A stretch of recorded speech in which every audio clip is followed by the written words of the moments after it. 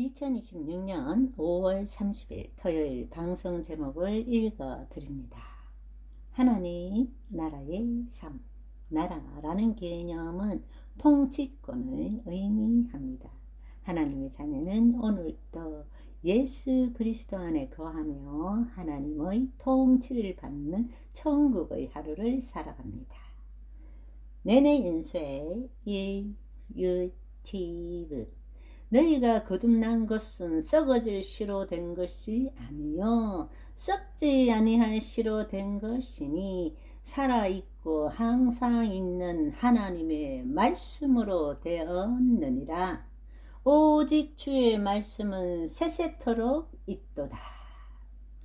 거듭난 자는 말씀을 말씀대로 믿고 단순합니다. 그런데 거듭나지 않았는데 자신이 거듭났다고 아는 그리스도인은 자신의 생각에 말씀을 끼워 맞추고 자기만 옳다고 합니다. 셔트 1.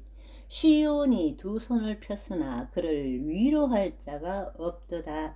여호와께서 야곱의 사방에 있는 자들에게 명령하여 야곱의 대적들이 되게 하셨으니 예루살렘은 그들 가운데에 있는 불결한 자가 되었도다.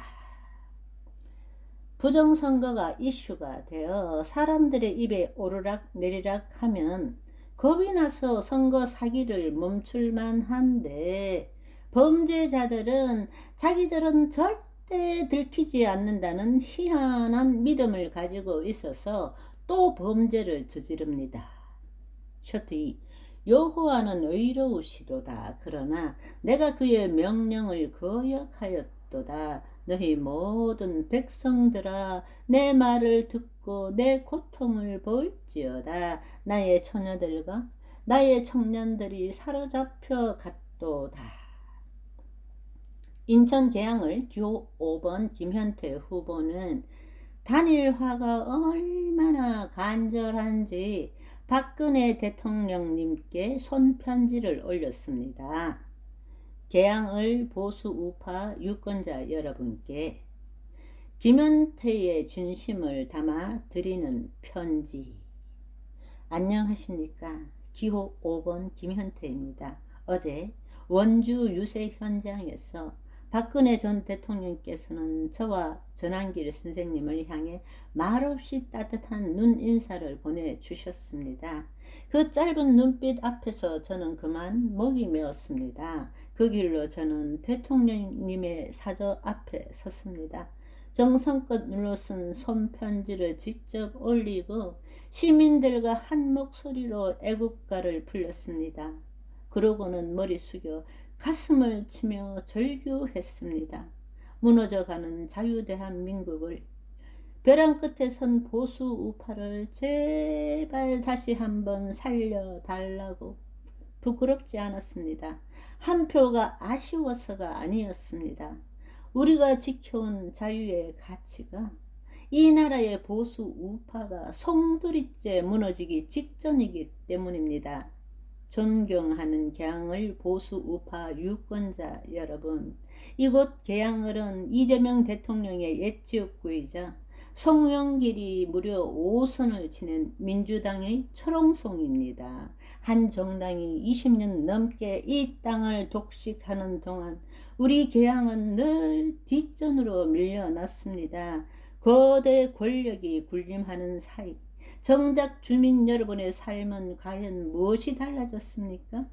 이대로 이 한석마저 내어준다면 보수 우파는 더 이상 물러설 곳이 없습니다. 그래서 저는 사력을 다하고 있습니다. 보수 우파의 괴멸을 이 한 몸을 던져서라도 기어이 막아내려 합니다. 저는 보수 우파가 하나 되기를 누구보다 간절히 바랐습니다. 단일화를 위해 제일 먼저 손을 내밀었고 상대가 내건 국민의힘 책임당원 100% 대상 여론조사라는 무소속인 제게 불리하기 짝이 없는 조건마저 오직 대통합을 위해 하루만에 받아들였습니다. 그러나 돌아온 것은 일방적인 번복이었습니다. 자신이 내건 약속을 스스로 저버린 것입니다. 스스로 책임당한 여론조사를 탄핵화 조건으로 내걸고도 이에 응하자 끝내 번복한 것은 국민의힘 책임당원들이 자신을 지지하지 않는다, 책임당원들마저도 못 믿겠다고 생각하는 것은 아닐까라는 생각이 듭니다. 그래도 저는 멈추지 않습니다. 지금 이 순간에도 단일화를 위해 최선을 다하고 있으며 통합의 문을 끝까지 열어두겠습니다.